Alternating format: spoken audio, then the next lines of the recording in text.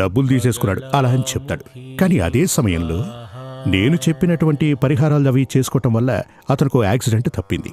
కానీ ఆ సమయంలో ఓ సైకిల్ గుద్దుకొను, ఒక స్కూటర్ గుద్దుకొను ఆయన కింద పడిపోయి తన కారుకి ఏదో దెబ్బ తగిలి కొంచెం రక్తం వస్తే ఏం చెప్తాడు?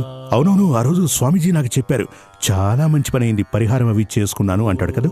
దాని కారణంగా అతనిలో నమ్మకం పెరిగింది అని అర్థం. నా అనుభవం ఏంటంటే, జాతకంలో పెద్ద దోషం ఉంది అంటే దాన్ని తప్పించుకోవడం సాధ్యం కాదు.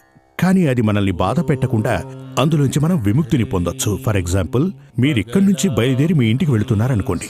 భయంకరంగా వర్షం వస్తోంది. వర్షాన్ని ఆపటం నా వల్ల కాదు, కానీ మీకు గొడుగు ఇవ్వగలను కదా. గొడుగు పట్టుకుని మీరు వెళుతుంటే తప్పకుండా కాళ్ళు చేతిలో కొంచెం తడుస్తాయి, కానీ మొత్తంగా తడవరు కదూ. అదే పరిహారం అంటే.